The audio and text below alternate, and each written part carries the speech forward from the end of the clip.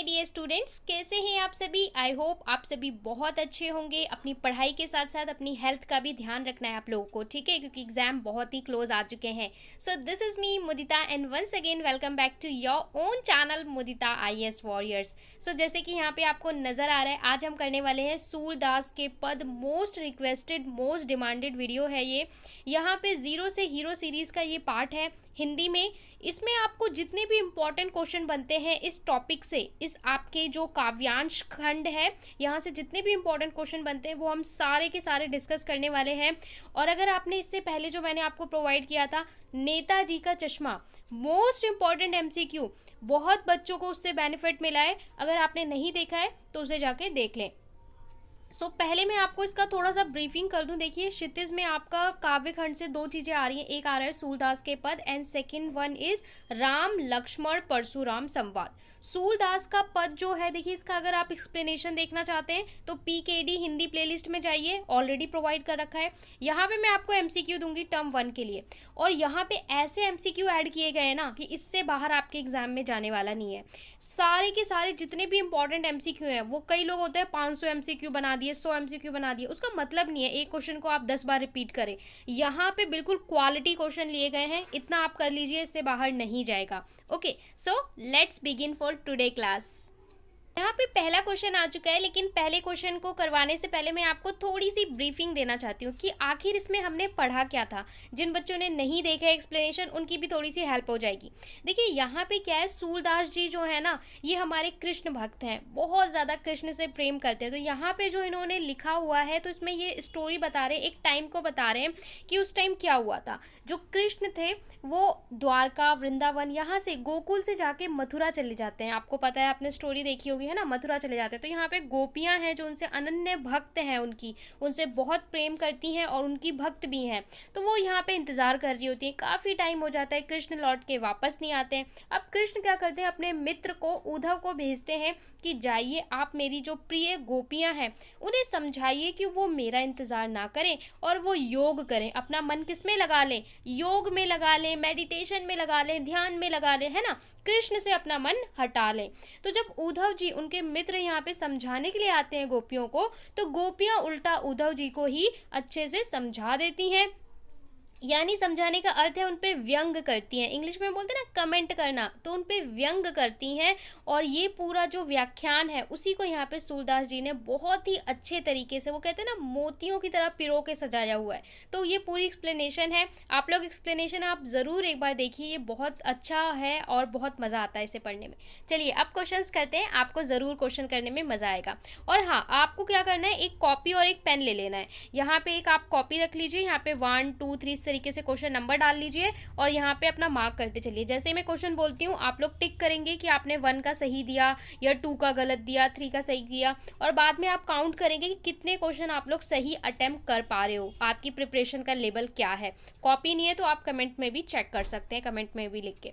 So first question है, कृष्ण की संगति में रहकर भी कौन उनके प्रेम से अछूते रह गए। ठीक है, कृष्ण के साथ रहकर कौन उनके प्रेम से अछूते रह गए। यहाँ पे बोल रखा है उद्धव, गोपियाँ, राधा या इनमें से कोई नहीं। तो यहाँ पे कौन था, तो यहाँ पे उद्धव जो कृष्ण के मित्र हैं। गोपियाँ कहती हैं कि उद्धव तुम ऐसे हो जो कृष्ण के साथ रहकर, मतलब कृष्ण जो खुद प्रेम का सागर है, उनके साथ रहकर भी उनके प्रेम से अछूते रह गए हो, तो तुम बहुत ही, तुम्हारा भाग्य अच्छा नहीं है। ठीक है, तो ये इसका आंसर क्या होगा, ए होगा। आप लोग नोट करते चलेंगे और कमेंट में चाहे तो लिख लें, चाहे तो मेक श्योर कि आप कॉपी में लिखें, जिससे आप एंड में काउंट कर सकें। आपको किसी को बताने की ज़रूरत नहीं है, पर आपको खुद सेटिस्फाई होगा कि आपकी तैयारी कैसी है। सेकेंड क्वेश्चन पे चलते हैं। सेकेंड है, उद्धव कृष्ण का कौन सा संदेश लेकर आए थे। तो जी उद्धव, अभी मैंने आपको बताया था, उद्धव कौन सा संदेश लेके आए थे, प्रेम संदेश, अनुराग संदेश, योग संदेश या इनमें से कोई नहीं। तो अभी मैंने जो एक्सप्लेनेशन दी ना, आप वहाँ से भी बता सकते हो। उद्धव जी जो थे वो योग संदेश लेके आए थे। सी इसका करेक्ट होगा कि कृष्ण ने बोला था कि आप मेरी प्रिय जो गोपियाँ हैं उन्हें कहिए वो अपना मन योग में लगाएं, ध्यान में लगाएं। ठीक है, तो ये योग का संदेश लेके आए थे। तो इसका आंसर क्या होगा, सी। इसके बाद नेक्स्ट क्वेश्चन पे चलते हैं। बहुत ही अच्छे क्वेश्चन है इसमें। उद्धव की व्यवहार की तुलना किसके पत्ते से की गई है। देखिए यहाँ पे हमने ना बहुत सारे अलग अलग पूरे आप दोहे कह सकते हैं पढ़े हैं। तो यहाँ पे जितने भी पंक्तियाँ हैं सभी पंक्तियों में सभी पंक्तियों से क्वेश्चन पुट किए गए हैं। उद्धव के व्यवहार की तुलना किससे की गई है? पीपल के पत्ते से, कमल के पत्ते से, केले के पत्ते से, नीम के पत्ते से। सो अगर आपने पढ़ा नहीं होगा तो आप आंसर नहीं कर पाएंगे। सो इसका उत्तर क्या होगा? आई होप आपने गेस कर लिया हो। इसका है बी। वो कहते हैं कि उद्धव के व्यवहार की तुलना की गई है कमल के पत्ते से, कि पानी में रहकर भी वो उस पे पानी टिकता नहीं है। सो यहाँ पे आंसर क्या होगा? बी। ठीक है जी, अगले क्वेश्चन पे चलते हैं। गोपियों को अकेला छोड़कर कृष्ण कहाँ चले गए थे? तो कृष्ण कहाँ गए थे? कहाँ से कहाँ गए थे? ब्रज चले गए थे, द्वारका चले गए थे, मथुरा चले गए थे, या वृंदावन चले गए थे? सो इसका सही उत्तर क्या होगा? ये तो बहुत ही इजी क्वेश्चन है, मैंने अभी आपको बताया भी था कि कृष्ण कहाँ चले गए थे? मथुरा चले गए थे, यानी सी इज द करेक्ट आंसर, और वो वहाँ पे अपना दायित्व निभाने गए थे। चलिए अगले क्वेश्चन पे चलते हैं। अभी तो बहुत मज़ा आएगा, आसान क्वेश्चन आ रहे हैं ना। गोपियों को कृष्ण का व्यवहार कैसा प्रतीत होता है? कैसा लगता है? उदार लगता है, छलपूर्ण लगता है, निष्ठुर लगता है, ये इनमें से कोई नहीं लगता है। तो फिफ्थ का आपका क्या आंसर होगा? तो फिफ्थ का होगा छलपूर्ण। गोपियाँ कहती हैं ये तो बड़ा छलिया निकला, मतलब इसने हमारे मन को तो रख लिया, हमारे मन को ले लिया और फिर चला गया, और ये कैसे हैं? छलपूर्ण है। तो इसका आंसर क्या हो जाएगा? बी हो जाएगा। ओके, इसके बाद अगले क्वेश्चन पे चलते हैं। Question number 6। गोपियां स्वयं को क्या समझती हैं? गोपियां स्वयं को क्या समझती हैं? डरपोक, निर्बल, अबला या साहसी? सो इसका करेक्ट आंसर क्या होगा? आप लोग को 3 सेकंड दिए जाते हैं, आप 3 सेकंड में गेस कर लीजिए। सो इसका आंसर होगा अबला। वो एक पंक्ति में कहती हैं कि हम अबला हैं। इसके लिए आपका क्या होगा? सी करेक्ट आंसर होगा। ठीक है जी, चलिए आगे बढ़ते हैं क्वेश्चन नंबर 7 पे। गोपियां किसके प्रेम में आसक्त हो गई हैं? किसके प्रेम में? उद्धव प्रेम में, कृष्ण प्रेम में, संगीत प्रेम में, या इनमें से कोई नहीं? सो 7 का आंसर क्या होगा? इसका आंसर जिसने नहीं पढ़ा वो भी बता सकता है कि बी, कृष्ण प्रेम में। वो कृष्ण प्रेम में अपने आप को पूरी तरीके से भूल चुकी होती हैं, और आप इसे प्रेम नहीं, आप इसे भक्ति भी कह सकते हो। ठीक है, यहाँ पे भक्ति रस को दिखाने का प्रयास किया गया है। अगर आपको इसे समझना है तो आपको इसे भक्ति से समझना पड़ेगा। तो इसके लिए आपका आंसर क्या है? बी। चलिए आगे बढ़ते हैं। क्वेश्चन नंबर 8 में है, इनमें से किस पक्षी की तुलना गोपियों से की गई है? प्रश्न 8 बहुत ही अच्छा प्रश्न है और कई बार पूछा जाता है। ये इम्पॉर्टेंट क्वेश्चन है। जब आपके रिटर्न आंसर आते थे ना, वहाँ पे भी इस तरह ये वाला क्वेश्चन बहुत पूछा जाता है, काफ़ी इंपॉर्टेंट क्वेश्चन है। कोयल से, मोर से, हारिल से, या चकोर से?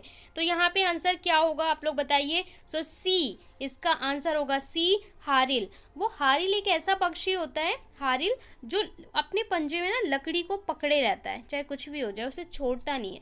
तो यहाँ पे वो बोलती हैं कि हमारी जो कृष्ण भक्ति या कृष्ण प्रेम है वो इसी तरीके से है। हम अपने प्राण छोड़ सकते हैं, लेकिन ये जो लकड़ी को हमने ऐसे पकड़ रखा है, जैसे पक्षी ने पकड़ रखा होता है, वैसे हम कृष्ण प्रेम को नहीं छोड़ सकती। मतलब हमारे प्राण जाएंगे तभी ये प्रेम जाएगा, हम इसको छोड़ ही नहीं सकती, हम अब खुद को इससे अलग कर ही नहीं सकती, ऐसे बोलती हैं गोपियाँ। ठीक है, तो ये कहाँ पे होगा? इसका आंसर जी सी होगा। चलिए आगे देखते हैं। 9th में बोल रखा है किसने प्रेम की मर्यादा का उल्लंघन किया है? तो किसने किया है प्रेम की मर्यादा का उल्लंघन? गोपियों ने, बी उद्धव ने, सी राजा ने, या डी कृष्ण ने? सो 9 का आंसर क्या होगा? डी कृष्ण ने। गोपियाँ कहती हैं जो कृष्ण हमारा जो ग्वाला है वो मथुरा जाके अब प्रेम की मर्यादा का उल्लंघन कर रहा है। क्यों? क्योंकि भाई वो तो राजा बन गया, उसने तो राजनीति सीख ली है, और वो उसने प्रेम की मर्यादा का उल्लंघन किया है। सो इसका आंसर क्या होगा? डी कृष्ण ने। ठीक है जी, आगे चलते हैं। क्वेश्चन नंबर 10 में है, सूरदास अबला हम भोरी गुर चीटी जीव पागी, इस पंक्ति में निहित अलंकार बताइए। चलिए थोड़ा सा अच्छा सा क्वेश्चन आ गया। सूरदास अबला हम भोरी, यहाँ पे देखिए अपने आप को अबला बोल रही है ना, हम भोरी गुर चाटी जो पागी, इस पंक्ति में अलंकार कौन सा अलंकार है? तो दृष्टांत अलंकार है, रूपक है, उपमा है, या श्लेष है? 3 सेकंड है, आप लोग बता दीजिए। सो यहाँ पे उसके बाद मैं आपको बताऊंगी करेक्ट आंसर क्या है। सो इसका करेक्ट आंसर होगा ए, दृष्टांत अलंकार। दृष्टांत अलंकार वो अलंकार होता है जहाँ पे एक बात जो कही गई है ना उसी से मिलती जुलती सिमिलर बात दोबारा कही जाना। एक बात जो कही गई है उसी से मिलती जुलती सिमिलर बात, उसी से मिलती जुलती बात को दोबारा रिपीट किए जाना अलग तरीके से। ठीक है, तो यहाँ पे एक ही चीज को जो गोपियां हैं वो बार बार एक ही चीज को, अपनी प्रेम भक्ति को या प्रेम को, एक ही बात को कई तरीके से कहती हैं। तो यहाँ पे कौन सा अलंकार होगा जी? दृष्टांत अलंकार होगा, यानी ए इज द करेक्ट आंसर। तो यहाँ पे देखिए अलंकार और समास के भर भर के क्वेश्चन आपसे पूछे जाएंगे और काव्य खंड में केवल दो ही आपके चैप्टर हैं, एक आपका सूरदास और एक राम लक्ष्मण परशुराम संवाद। दोनों में काफ़ी अच्छे डिफिकल्ट वर्ड्स आपको मिल जाएंगे, तो बहुत ध्यान से आप लोग एक एक वर्ड का मीनिंग अलंकार करके जाइए, क्योंकि दो ही हैं और राम लक्ष्मण परशुराम संवाद में थोड़े और भी डिफिकल्ट वर्ड आपको मिल जाएंगे। नेक्स्ट में बोल रखा है विधा शब्द का तत्सम रूप। अब देखिए पहले तत्सम रूप क्या होता है, तो देखिए तत्सम क्या होता है, जो हमारा संस्कृत के वर्ड होते हैं ना, संस्कृत के कई ऐसे वर्ड होते हैं जिसे हम हिंदी में भी इस्तेमाल करते हैं, तो एज इट इज़ हम उसे संस्कृत में भी वैसे इस्तेमाल करते हैं और हिंदी में भी वैसे इस्तेमाल करते हैं, तो हम उसे बोलते हैं तत्सम।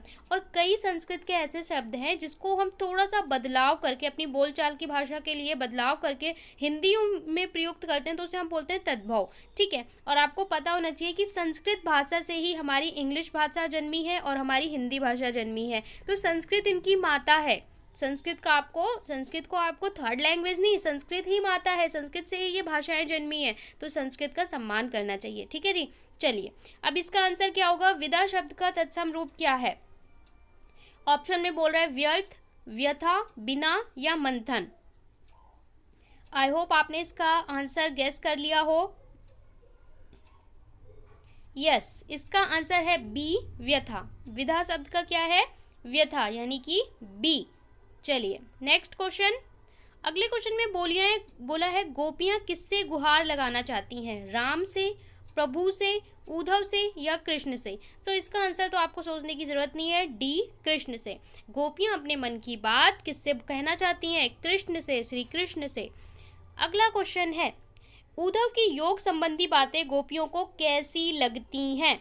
सो यहाँ पे बोल रखा है खरबूजे के समान, आपने एक पंक्ति पढ़ी होगी, वहाँ पे इसका काफ़ी अच्छे से व्याख्या की गई है। शहद के समान मीठी, ककड़ी के समान, ठीक है, कड़वी ककड़ी के समान, या हारिल पक्षी के समान चंचल।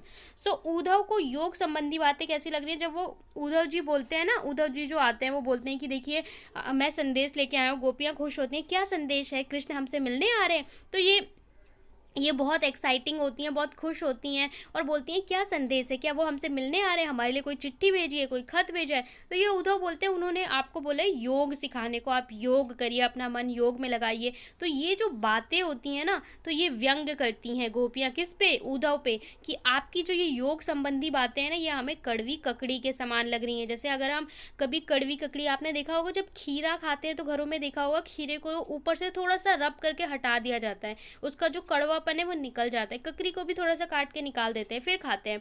तो कभी अगर आप कड़वी ककड़ी उस वाले पार्ट को खा लीजिए तो आपका मुंह का पूरा स्वाद खराब हो जाता है। तो वैसे ही गोपियां बोलती हैं कि आप हमारे जीवन में जो योग की बातें बोल रहे हैं ना, तो ये हमें कड़वी ककड़ी के समान लग रही हैं, जो मतलब बिल्कुल बिल्कुल हमारे मुंह का, हमारी जिंदगी का स्वाद खराब कर दे, इस तरीके से हमें लग रही हैं। तो यहाँ पे आंसर क्या होगा? सी।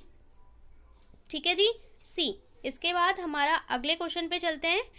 गोपियों ने कृष्ण को किस प्रकार धारण किया था? मन से, कर्म से या वचन से? सो 14 का आंसर आप लोग बताइए, फटाफट से बताइए, ए बी सी डी, और कमेंट में आंसर लिखते चलेंगे। ठीक है जी, इंतजार नहीं करेंगे मैं टिक करूं, पहले आपको करना है, बाद में टैली करना है, तभी तो पता चलेगा कितने सही दे पा रहे हैं। मन से धारण किया था, कर्म से धारण किया था या वचन से धारण किया था? तो इसका आंसर होगा डी, सभी तरीके से धारण किया था। मन से धारण करना का मतलब होता है कि आप अपने हृदय में उस इंसान को बसा लीजिए।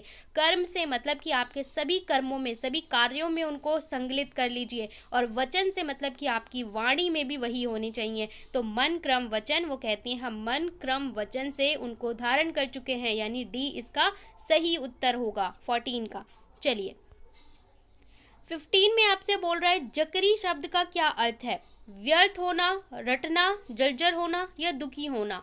सो 15 का आपका क्या आंसर होगा? सो जकरी शब्द का अर्थ होता है बी, यानी कि रटना। सो इसके लिए सही आंसर क्या है? रटना। यहाँ पे तो बस मीनिंग बताना है। तो बहुत सारे ऐसे शब्द होंगे जिनका आप लोगों से अर्थ पूछेगा, पर्याय पूछेगा या फिर विलोम पूछेगा, तो ये भी आपको ध्यान रखना है, इसलिए आपको वर्ड के मीनिंग पता होने चाहिए। ठीक है जी, ये 15 का आपका बी हो गया। चलिए आगे चलते हैं क्वेश्चन नंबर 16 पे। गोपियों ने योग रूपी व्यधि किसे देने की सलाह दी। अब जब गोपियों को वो बता रहे हैं कि भैया आप योग करिए, तो उन्होंने बोला आपका योग तो हमें कड़वी ककड़ी के समान लग रहा है। अब जो गोपियां हैं वो क्या बोलती हैं, ये चीज़ आप किसे जाके सिखाइए योग, जो बीमार हो, जो ईश्वर भक्त हो, जो कृष्ण को ही भगवान माने, जिसका मन चक्री के समान चंचल हो। जब देखिए गोपियां ना बहुत अच्छे से व्यंग करती हैं, ठीक है, मतलब उद्धव जी समझाने आए थे, उद्धव जी को एक अलग ही ज्ञान देके भेज देती हैं। तो गोपियां बोलती हैं कि इसका आंसर पहले आप लोग गेस करिए, देन मैं आप लोगों को बताऊंगी। इसका आंसर है, आई होप आपने गेस कर दिया हो, 1 2 3, यस, इसका आंसर है डी, जिसका मन चक्री के समान चंचल हो। तो हमारी जो गोपियां होती हैं ना, प्रिय गोपियां, वो उद्धव जी को बोलती हैं कि उद्धव जी आप ये जो योग का संदेश हमें दे रहे हो ना, ये हमें मत दीजिए, हमारा मन तो स्थिर है, हम तो मन क्रम वचन से कृष्ण को धारण कर चुकी हैं, आप ये योग का संदेश जाकर उनको दीजिए जिनका मन चक्री के समान चंचल है, मतलब जिनका मन अस्थिर है, जिनके दिल में स्टेबिलिटी नहीं है, जो कभी ये सोचते हैं कभी वो सोचते हैं। जैसे आजकल के हम लोग होते हैं ना कि हमें गाड़ी चाहिए, पैसा चाहिए, भगवान के लिए भी तो नाटक करने के लिए हाथ जोड़ते हैं, है ना, दुआ भी करते हैं, तो उसमें भी अपनी विशेष मांगते हैं, कभी भी सच्चे दिल से मतलब प्रार्थना करने के लिए प्रार्थना नहीं करते, हमेशा अपने सेल्फिशनेस के लिए ही हम प्रार्थना करते हैं। तो वो बोलती हैं जाके उन लोगों को दीजिए जिनका मन चंचल है, हमें मत दीजिए। तो ये किसको देती हैं, जिसका मन चक्री के समान चंचल है, उनको जाकर योग का संदेश दीजिए, ऐसा गोपियां कहती हैं। डी इसका आंसर होगा। चलिए अगले क्वेश्चन पे चलते हैं। मधुकर शब्द का प्रयोग किसके लिए हुआ है। 17 गोपियों के लिए, भौरे के लिए, कृष्ण के लिए या उद्धव के लिए। फटाफट से इसका आंसर आप लोग को क्या करना है, गेस करना है। इसका आंसर क्या होगा, डी, उद्धव के लिए एक पंक्ति में बोला गया है मधुकर। मधुकर किसके लिए बोला गया है, उद्धव के लिए बोला गया है। चलिए, कृष्ण व्रज से जाते समय अपने साथ गोपियों का क्या चुरा ले गए थे। देखिए कृष्ण ईश्वर हैं, भगवान हैं, फिर भी उन्होंने चुरा के ले गए हैं, ऐसा बोला गया है। क्या चुरा के ले गए हैं, गोपियों का मन, माखन, दही या शहद। इस पाठ के हिसाब से, इस काव्य खंड के हिसाब से आपको उत्तर देना है। चलिए बताइए फटाफट से। वो क्या चुरा के ले गए हैं, गोपियों का मन। गोपियाँ कहती हैं जब कृष्ण हमारे साथ यहाँ से जा रहे थे, तो यहाँ से वो अकेले नहीं गए थे, वो गाड़ी में बैठ के गए थे, तो यहाँ से वो सभी गोपियों का मन चुरा ले गए थे। उनका जो हृदय है वो अपने साथ मथुरा लेके चले गए। मतलब हम यहाँ पे हैं, यहाँ पे तो हमारा भौतिक शरीर है, लेकिन हमारा हृदय, हमारा मन कृष्ण के पास है, और वो हमारा मन लेके चले गए हैं, तो उन्हें आके हमारा मन वापस करना चाहिए ना। तो ए इसका सही उत्तर होगा। अगला प्रश्न में बोला है, गोपियों के अनुसार सच्चा राजधर्म क्या है। प्रजा का पालन, प्रजा के सुखों का ध्यान रखना, प्रजा को बिल्कुल न सताना या उपयुक्त सभी। 19 का आपका क्या होगा, तो गोपियों के अनुसार सच्चा राजधर्म क्या है, उपरोक्त सभी। यानी यहाँ पे जितनी भी चीज़ें बोली गई हैं वो सब सही है। यानी प्रजा का पालन करना, अपनी प्रजा का ख्याल रखना। तो गोपियाँ बोलती हैं अगर वो राजा हैं, उन्होंने राजधर्म सीखा है, तो हम भी तो उनकी प्रजा हैं, हमारे बारे में भी सोचें। प्रजा के सुखों का, और हमारा सुख किस में है, कृष्ण में है। प्रजा को बिल्कुल न सताना, और वो हमें कृष्ण सता रहे हैं, तो ये सारी चीज़ें वो कृष्ण के लिए ही बोल रही हैं। ठीक है, चलिए अगला है, हरि है राजनीति पढ़ी आए, जा ही सताए, पद में किस शब्द की शक्ति का प्रयोग हुआ है।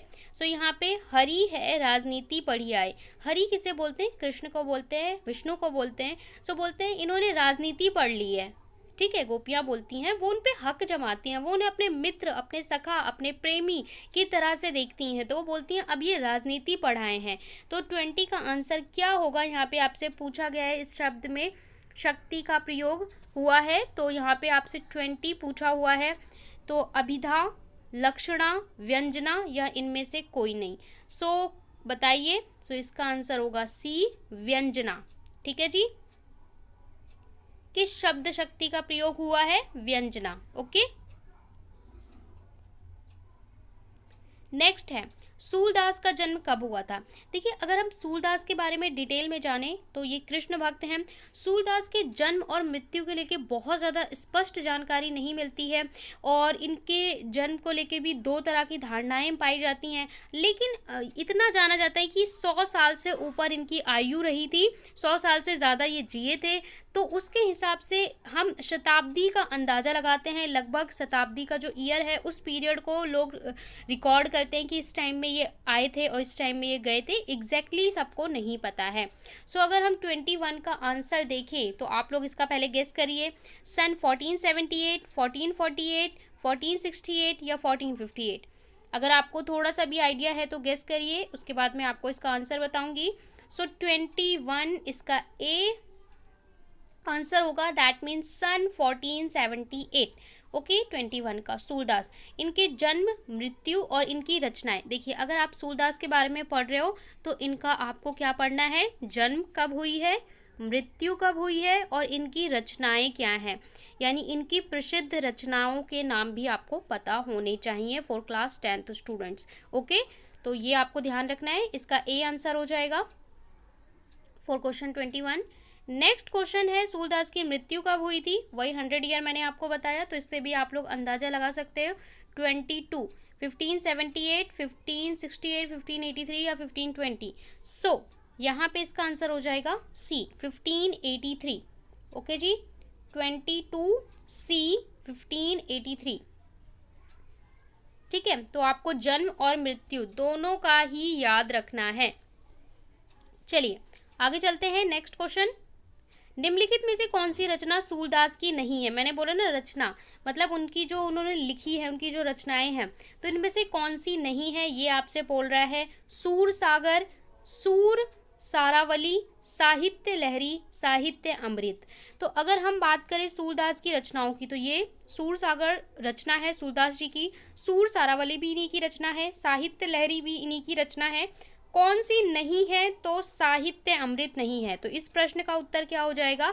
डी। कौन सी नहीं है? डी। इसको नोट डाउन करेंगे, साहित्य अमृत इनकी रचना नहीं है। नेक्स्ट पे चलेंगे। सूरदास ने अपने साहित्य को किसको प्रमुखता दी है? उनके जो साहित्य हैं उसमें उन्होंने किसको प्रभुता दी है? राम को, कृष्ण को, निराकार ब्रह्म को, राजाओं की कथाओं को। मतलब उनकी रचनाएं ज़्यादातर किससे जुड़ी हुई हैं, किसके बारे में है? सो उनकी रचनाएं अधिकतर किसके बारे में है? कृष्ण के बारे में है, कृष्ण भक्ति, कृष्ण प्रेम के बारे में है। कभी वो कृष्ण के बाल रूप को लिखते हैं, उनका जो छोटा सा नन्हा सा गोपाल रूप है, कभी वो गोपियों वाले रूप को लिखते हैं। ठीक है, तो वो अलग अलग कृष्ण भक्ति, अपने आप को पूरी तरीके से कृष्ण भक्ति में डुबो के और कृष्ण की ही रचनाओं का वो व्याख्यान करते हैं, कृष्ण के ऊपर ही लिखते हैं। ठीक है जी, जब भी अगर तुलसीदास की बात आए तो वो राम पे लिखते हैं और सूरदास की बात आए तो वो कृष्ण पे लिखते हैं। तो 24 का आपका क्या हो जाएगा? बी हो जाएगा। इसके बाद अगला है 25, सूरदास के साहित्य किस रस की प्रधानता होती है? तो देखिए, आप में समास अलंकार के साथ साथ देखिए जो इस टर्म में ना आपका रस भी आ रहा है। आपको पता होना चाहिए, हिंदी व्याकरण सिलेबस आप लोगों ने देखा होगा, मैंने आपको हिंदी का सिलेबस बताया था, रस आ रहा है। तो यहाँ पे कौन सा रस है? वात्सल्य। सूरदास के साहित्य में किस तरह का? वात्सल्य, वीर रस, भयानक रस या हास्य रस। रस भी अलग अलग तरह के होते हैं, श्रृंगार भी अलग अलग तरह के होते हैं, है ना, हिंदी व्याकरण में। सो यहाँ पे कौन सा होगा? आप लोग गेस करिए फटाफट से। 25 यहाँ पे है वात्सल्य, सॉरी यहाँ पे है वात्सल्य रस। ठीक है, सूरदास के साहित्य में कौन से रस होता है? वात्सल्य रस, 425।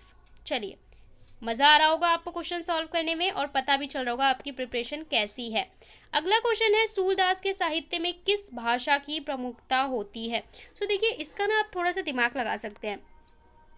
सूरदास जी हैं वो किसके बारे में लिखते हैं? कृष्ण के बारे में लिखते हैं। कृष्ण कहाँ पे थे? कृष्ण हमारे कहाँ पे थे जी? कृष्ण हमारे मथुरा, वृंदावन, ठीक है, गोकुल। तो वहाँ पे कौन सी भाषा होती है? अवधी भाषा, राजस्थानी भाषा, ब्रिज भाषा या बुंदेली। सो आप क्लियरली बता सकते हैं कि अगर आप ब्रिज में जाएंगे, ठीक है, ब्रिजवासी बोलते हैं ना, ब्रिजवासी, तो वहाँ पे कौन सी भाषा बोली जाती है? ब्रिज बोली जाती है। तो उनकी ज़्यादातर जो रचनाएं होती हैं वो किस में होती हैं? ब्रिज में होती हैं। तो 26 का होगा सी। अगर हम बात करें कि राम की, कि राम के ऊपर जो चीज़ें लिखी जाती हैं वो अयोध्या से, सो वहाँ पे अवधी में लिखी जाती हैं। अगर हम तुलसीदास की बात बात करें तो तुलसीदास जी हमेशा राम के ऊपर लिखते हैं और उनकी जो भाषा होती है वो अवधी होती है। जो कृष्ण के ऊपर लिखते हैं सूरदास जी, तो उनकी भाषा किसकी होती है? व्रज की होती है। तो इसके लिए आपका सी आंसर होगा। नोट कर लेंगे, इसका आंसर सी है।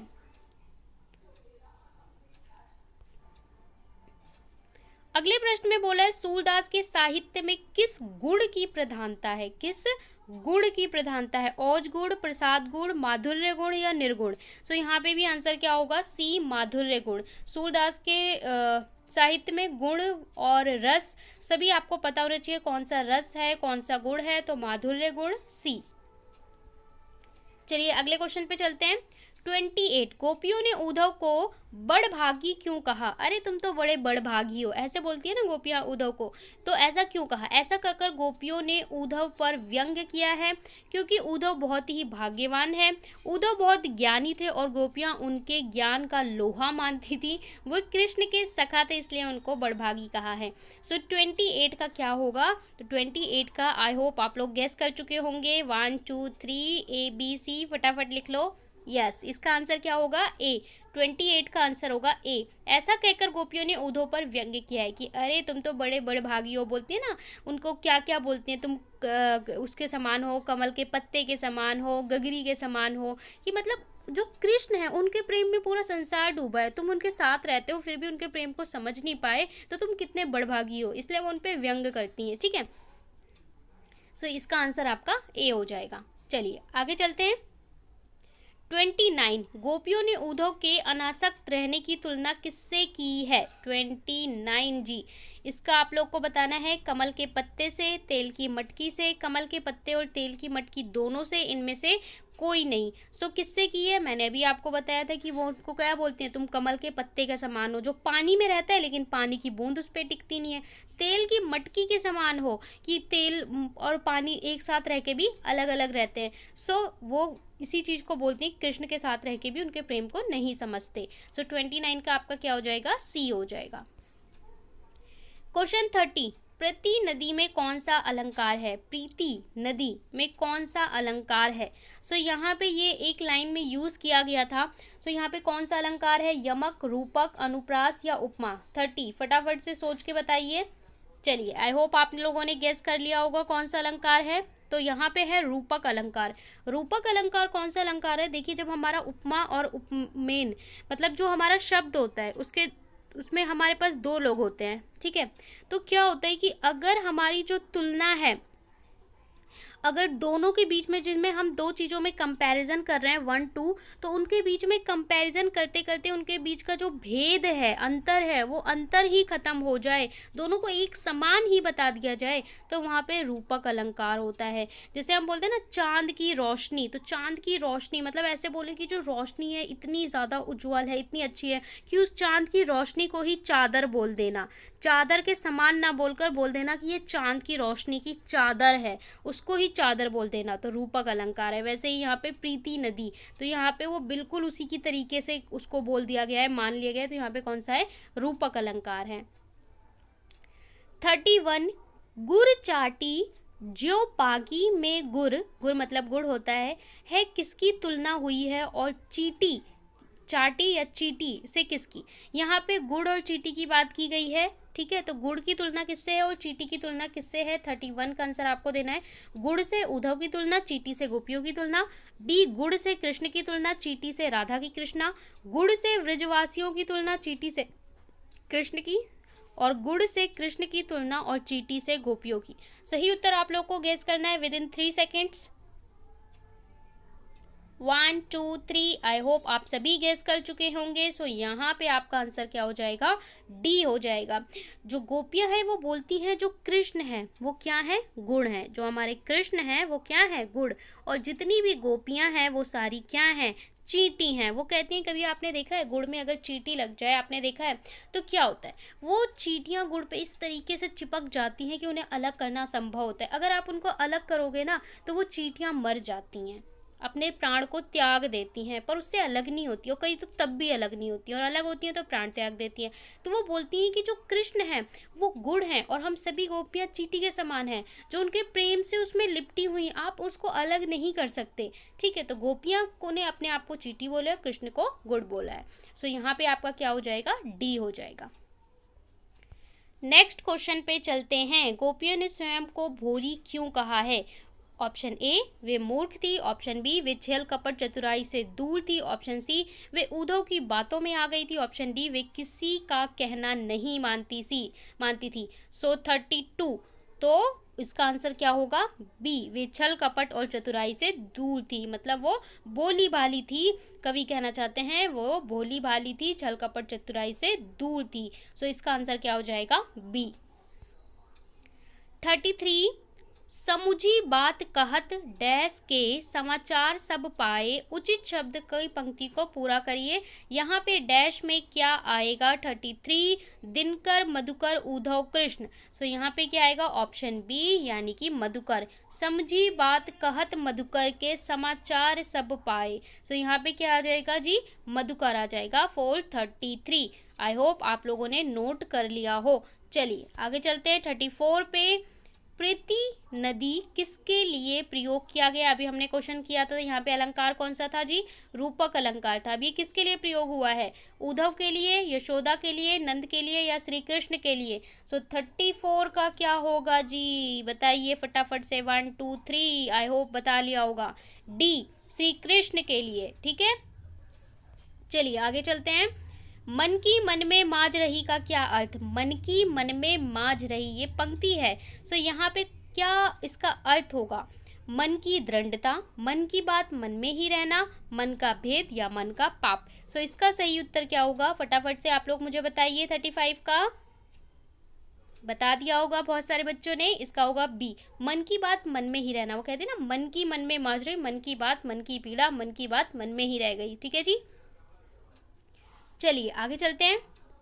36, मन चक्री से क्या अभिप्राय है? मन चक्री, मन की चालाकी, मन का चक्र, मन की अस्थिरता, मन की स्थिरता। हमने एक क्वेश्चन अभी पहले एमसीक्यू इससे रिलेटेड किया था, तो आप उसके आधार पे भी इसका आंसर दे सकते हो। मन चक्री, तो इसका आंसर क्या होगा, फटाफट से बताइए। 36, इसका आंसर है सी, मन की अस्थिरता।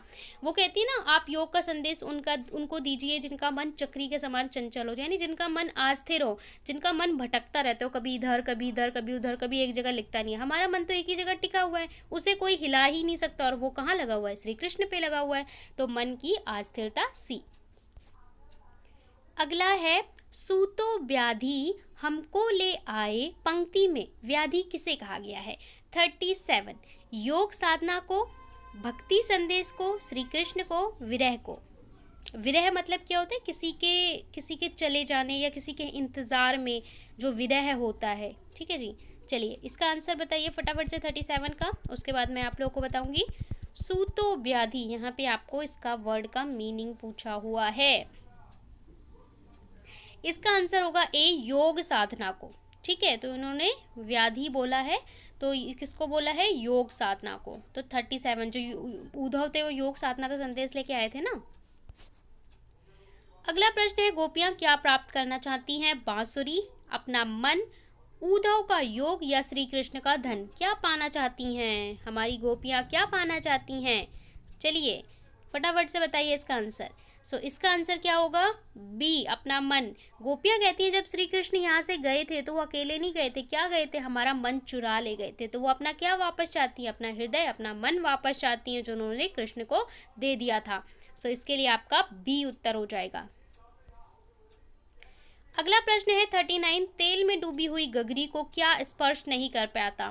तेल में डूबी हुई, यानी तेल में डूबी हुई जो गगरी मटकी है उसको क्या स्पर्श नहीं कर पाता? बताइए, जल, कृष्ण का प्रेम, गोपियां, या उद्धव? 39 क्या होगा, तेल में डूबी हुई। यहाँ पे आपके पास ऑयल है, तेल है, इसमें आपने एक मटकी को डुबो दिया तो उसको क्या नहीं छू पाएगा, क्या नहीं छू पाता? सो इसका ऑप्शन क्या होगा, ऑप्शन का आंसर क्या होगा, ए, यानी कि जल। तेल और जल आपस में एक दूसरे को नहीं छू पाते हैं। चलिए अगला प्रश्न देख लेते हैं।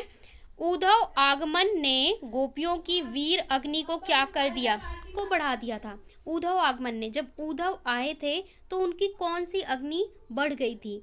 शांत वीर अग्नि को क्या कर दिया था? शांत कर दिया था, प्रज्वलित कर दिया था, कुछ नहीं किया था, या उपरोक्त में से उपरोक्त भी नहीं, कोई भी नहीं। सो इसका आंसर क्या होगा 40 का? जल्दी से बताइए।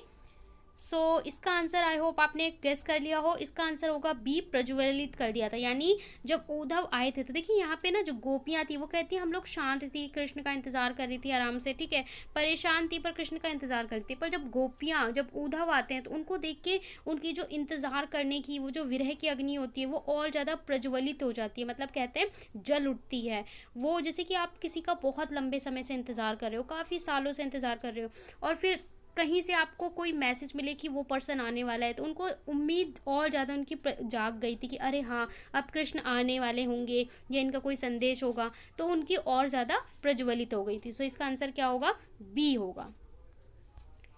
अगला क्वेश्चन 41 में आपसे बोला है कौन पक्षी सदैव एक पंजे पर लकड़ी को पकड़े हुए रहता है? तो ये हमने इससे रिलेटेड एक क्वेश्चन किया था, मोर, कौवा, हारिल या चिड़िया। सो इसका आंसर आप लोग फटाफट से बता दीजिए। इसका आंसर क्या होगा? सी, हारिल एक ऐसा पक्षी होता है जो अपने पंजों में हमेशा एक लकड़ी को पकड़े रहता है, उसे छोड़ता नहीं है चाहे कुछ भी हो जाए, ठीक है। सो इसका आंसर क्या होगा? सी। वो अपने आप को गोपियां ऐसे ही बताती हैं, हम भी कृष्ण प्रेम को ऐसे ही पकड़े हुए हैं जैसे हारिल पक्षी उस लकड़ी को पकड़े रहता है। इसके बाद अगला है 42। यहाँ पे बोला है अपरस रहत डैश तगा में पंक्ति को उचित शब्द से पूर्ण करिए। अपरस रहत डैश तगाते पंक्ति। सो यहाँ पे डैश में क्या आएगा? सूखा, स्नेह, देह या निर्विकार। सो 42 इसका आंसर क्या होगा? इसका आंसर होगा स्नेह। अपरस रहत स्नेह तगा ते पंक्ति, ठीक है, यहाँ पे बी। आगे चलते हैं 43। भ्रम्र गीत कहाँ से प्रारंभ होता है? कहाँ से होता है? गुलाब को देखने से, भौरे के आने से, उद्धव के आने से, या श्री कृष्ण के आने से? 43 फटाफट से इसका आंसर आप लोग गेस करेंगे। सो भ्रमर गीत किसके आने से प्रारंभ होता है? जाहिर से बात है इसका आंसर क्या होगा 43 का? बी, भौरे के आने से। जब भौरे आते हैं ना तो ये गीत प्रारंभ होता है। सो इसका आंसर क्या होगा? बी। अगला क्वेश्चन है 44। यहाँ पे बोला है सूरदास जी कहाँ रहते थे? मथुरा में, वृंदावन में, आगरा में, या गऊ घाट में? 44 का आंसर जल्दी बता दीजिए। 1 2 3 4 फटाफट से कमेंट में लिखिए क्या होगा इसका आंसर। इसका आंसर होगा डी, यानी कि गऊ घाट में। सूरदास जी कहाँ रहते थे? गऊ घाट में रहते थे। तो इसका आंसर क्या होगा? गऊ घाट, ठीक है। अगला प्रश्न पे चलते हैं। अगले प्रश्न में बोला है कृष्ण के आने की प्रतीक्षा किसे थी? कौन कर रही थी उनका इंतजार? भक्तों को, उद्धव को, गोपियों को, या यशोदा को? ठीक है। सो ये हमारा लास्ट क्वेश्चन है। सो इसका आंसर मैं नहीं करूंगी, इसका आंसर आप लोग कमेंट में मुझे बताएंगे। 45 का आप लोग को कमेंट में लिखना है 45, और ए, बी, सी या डी जो भी आपका आंसर है वो आपको लिखना है। कृष्ण के आने की प्रतीक्षा कौन कर रहे थे? किसको उनके आने की प्रतीक्षा थी? भक्तों को, उद्धव को, गोपियों को, या यशोदा को? सो इसका आंसर फटाफट से आप लोग बताएंगे। मोस्ट इंपॉर्टेंट क्वेश्चन है, इनमें से ज़रूर आपको एग्जाम में देखने को मिलेंगे। सो ये थे हमारे कंप्लीट क्वेश्चन सूरदास के पद से। आई होप आपको अच्छे से समझ में आ गए हो, पूरा चैप्टर रिवाइज हो गया हो। तो वीडियो को आपको ज़रूर लाइक करना है, शेयर करना है, चैनल को सब्सक्राइब करना है। साथ में आप लोग को अगर इसका पीडीएफ चाहिए तो आप लोग को टेलीग्राम चैनल ज्वाइन कर लेना है। टेलीग्राम का लिंक आपको डिस्क्रिप्शन में मिल जाएगा, या फिर आप टेलीग्राम चैनल पर डायरेक्ट जाके मुदिता IAS वॉरियर सर्च करेंगे, वहाँ से ज्वाइन कर लीजिए। सारे पीडीएफ आपको वहीं पर मिलेंगे, जहाँ से आपको 2 बार रिविज़न करने को मिल जाएगी। सो मिलते हैं नेक्स्ट वीडियो में, तब तक के लिए बाय बाय।